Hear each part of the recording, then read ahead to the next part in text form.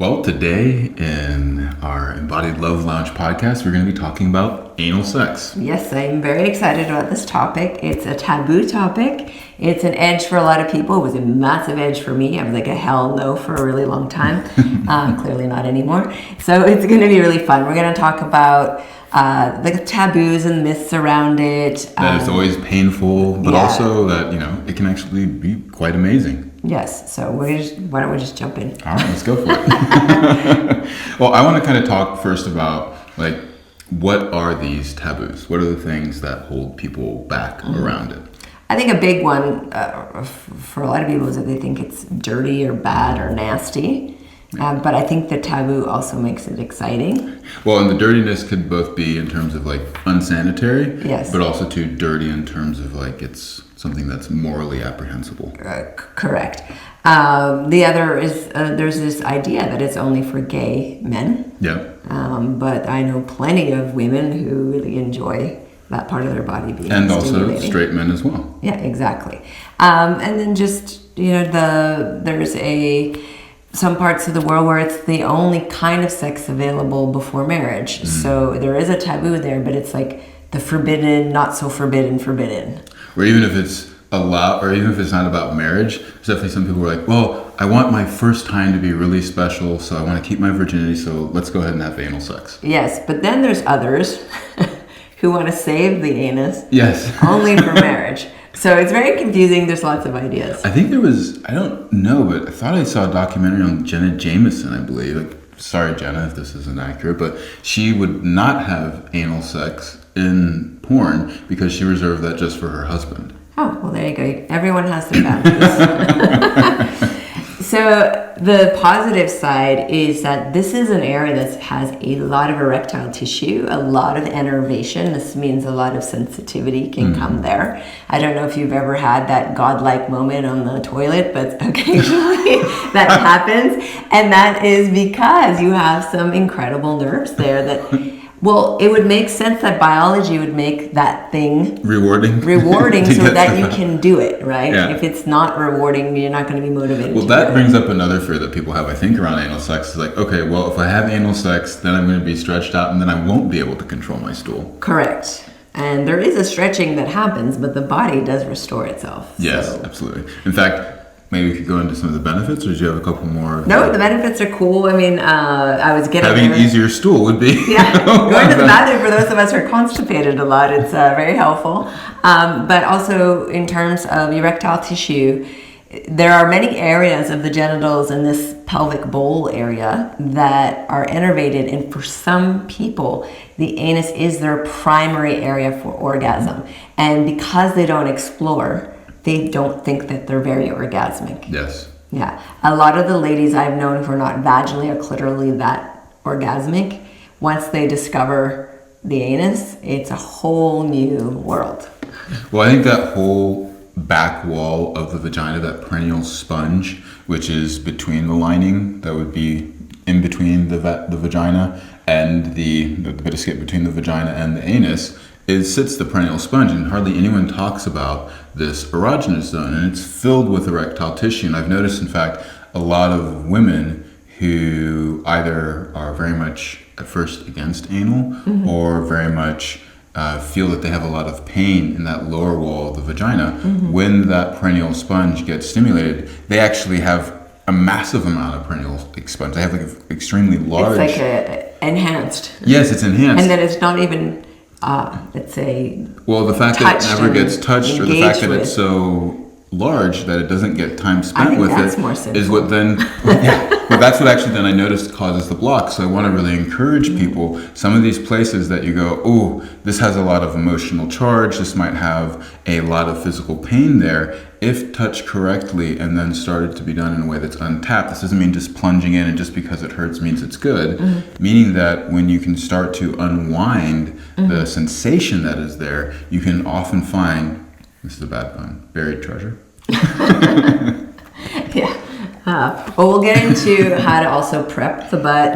We're in the, especially the explicit side, we're going to really get into all the things that are needed so that this experience that can be painful for nearly everyone if it's not done correctly pleasurable. In fact, it can be quite ecstatic. It is a very primal experience. It's using the breath and sound can be very almost different in this part of the body. We'll give a little bit of what's the difference in that sensation, really, like between like when you're going into deep vaginal pleasure versus deep anal pleasure. How would you kind of describe that?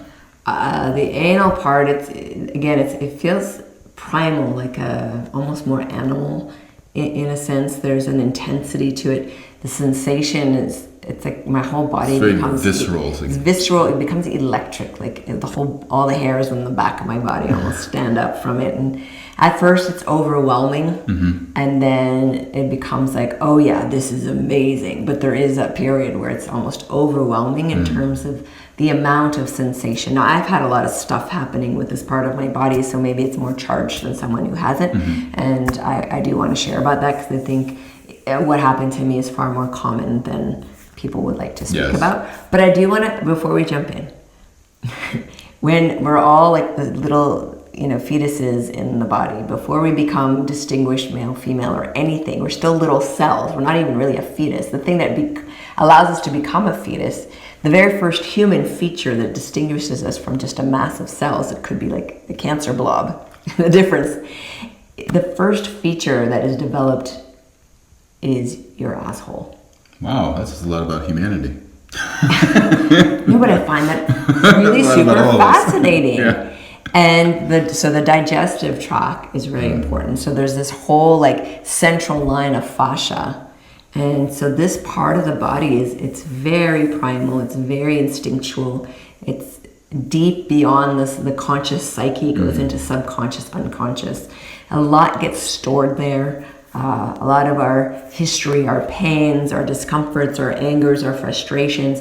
There is a reason why we call someone quote unquote a tight ass, right? Or do they have something stuck up there, right? We say these terms, and that's because when that part of the body gets really tight, the mind tightens.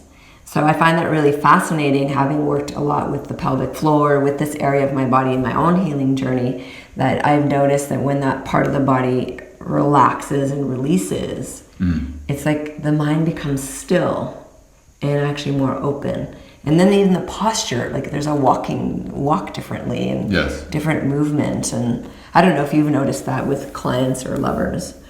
Yeah, there's just kind of this deep relaxation that happens. It's as if everything in the world could be stressing someone else out, but then after an experience, it's like, it's all good. It's a lot of relaxation. I think something else to add is in alignment with what you said, that for some women that the primary pleasure is in the anus, and then actually getting the anus stimulated, then returning to the vagina after, of course, everything's been cleaned, or maybe you're using fingers in one and a phallus, penis, strap-on in the other, then that whole vaginal canal goes to new heights of pleasure as well. But what's really interesting too in the female body is you can access that rectal area through the vagina. So and vice versa. And so you can access the G spot even through anal. So it's super fascinating how all those nerves that are crossing and communicating, it can create really intense ecstatic states. This is not a double penetration episode, but with that, whether it's just yourself on your own with 2 dildos, or using a butt plug and a dildo, or your lover and fingers or hands, or whatever the combination is, it can be extremely intense in terms of evoking pleasure or sensation of all kinds. But I do want to just say that for a lot of people, there is taboo here, there's stigma here, and there's a lot of shame and unhappiness about this area. And sometimes it starts as young as childhood, where maybe they were not well and they had a thermometer shoved up their butt, for example, or a suppository, because this is like a really common experience for kids. And it wasn't done in a way that the kid wasn't happy, they were sick, maybe permission wasn't asked, or maybe permission was even asked and it had to be done and the kid was resisting. And so it's just not a nice memory of the body. So if anal is something that you want to explore and there's been some difficulties in that area, there are ways to very gently start to open this area and allow a retraining. Yes. And we want you to be able to explore that if it's a yes for you, because of the richness of innervation, the richness of the erectile tissue. And there's you access something really intense. So on a positive side, learning to do this with a lover can create a lot of intimacy and trust. Yes. And, even if you're doing it just with yourself at the beginning, which would probably be a really wise way to start, Yes. we'll get more into that in the explicit side, is that the ability to put down a lot of these negative emotions of fear and anxiety, shame that's going there, or maybe even like boredom because you're just sick of the routine. Yeah. The ability to kind of let go of a lot of these emotions that hold us back, or even anger sometimes. When we then begin to bring pleasure to the anus, all of a sudden, a lot of those kind of emotions that we have that are holding us back from going deeper into a sexual experience, deeper into intimacy with a partner, they really get lowered, and they start to turn into points of joy, the ability to feel more confident in oneself, excited and curious about yourself or your partner, as well as just these deeper states of relaxation and calmness. Well, I just want to really take a moment here, take a deep breath, because I know for a lot of people it's like a lot to take in, and maybe for you it's only ever been a painful experience, because that is true, like a lot, and that was true for me. A lot of times this is what we know. One thing I did learn, because we can have lasting injuries, like hemorrhoids is something that can come up from this experience, especially or skin tags. And just like a lot of discomfort, some tearing can happen, and that just hurts for a long time. So one of the things that I learned because I was injured, and in that injury I had that kind of a big, kind of like just a bunch of skin hanging. It had been, I think, a hemorrhoid, but I didn't even know what the heck that was. I just know it's ow, ow, ow, it really hurts. I couldn't sit for like a good week, and I didn't treat it because I didn't realize what it was, and that it was treatable. So I think it's really important that people understand, if this happens, it's treatable. You should treat it right away, and these creams, they just can go over the counter and get them and help your body reabsorb all that tissue. But because it was so huge and it was left untreated, when the hemorrhoid retracted, the skin stayed. And so there was kind of like a skin sac. And I felt it was really embarrassing. It made my butt kind of ugly. What was really interesting, part of healing, was not only scheduling a surgery that was going to help heal that, but the healing journey towards the surgery was actually sharing that this had happened to me. And then the amount of women who were like, but I have that too. I had no idea, because it's just kind of coming out of the woodwork. It was like everybody, and I was just like, what? So one of the amazing things I learned in speaking to this incredible surgeon in New York, of course I went there, because I was like, if I'm going to get butt surgery, it's got to be done by somebody who loves ass sex. Because if I ever want to have that, I want to make sure that the scar tissue doesn't inhibit that. This is really important for all of you to know. Any interventions in this area of your body, whether it's vaginally, in the vulva, around your prostate, like your perineum, your tailbone, these places, if the scar tissue, if the surgeon isn't careful, or if it's a very complicated situation, there's a lot of scar tissue, it can affect your sexual function. It can affect even sitting and walking, and it can affect giving birth, because scar tissue doesn't stretch as much as healthy skin. So there are things you can do if that's the case for you, but I just want you to know, if you are considering an intervention or some kind of surgery, please get many opinions and just really work with people who understand how to lessen the impact of the surgery. Yes. So the one thing we learned, though, you remember, we went in to see the doctor, and Aaron and I were very, educated in the realm of sexuality and all the things around sex, but we learned something we both didn't know, and that was around the female, and the difference between the male and the female butt. Yep, that a woman actually has a thinner skin around the anus. And this is really important because of having higher estrogen levels, then when giving birth, this area is going to be able to stretch more. However, that also means during anal sex, there is a higher likelihood of tearing. So the surgeon was really like staring at me and he says, if you're going to do this, you really need to prep your butt. Now, never has anyone really said that to me. And it's not something we talk about because it's already a taboo subject. So we're not going to talk about it. And especially have a doctor say this. And he's like, no, you need to prep your butt. And I'm like, well, what does that mean exactly? Squatting, like, what do I do? And he's like, no, you need a butt plug. I'm like, what? I mean, I think I blushed. I don't blush that often. But he said, no, you have to progressively train that part of the body to open, but not just shove something in. So it was a very specific sequence of working with the butt plug for the recovery after the surgery, but also for prepping before anal sex. There's a variety of sizes. You work your way up and you use the breath. So I thought that was a useful piece of information, given that not everyone has the talents and education that you have around de-armoring and releasing, because that's not as publicly known as butt plugs. But I think the beauty, though, is combining the butt plug then with the knowledge of how to activate your pelvic floor and the breathing. Yeah. And then, of course, he was stressing like lube, lube, lube, lube, lube, more lube. Don't like just gobs of lube. And the way that he said could be really good is you use a syringe without any pointy bits. Without the needle. Yeah. Without the needle. And you just fill it full of lube and then you slowly insert that into the anus rectum and you unload all that lube into the rectum. Unload? Sounds like a lot. It's a lot. It's a full, like, syringe full. And because the booty doesn't lubricate in the same way as the vagina does. No.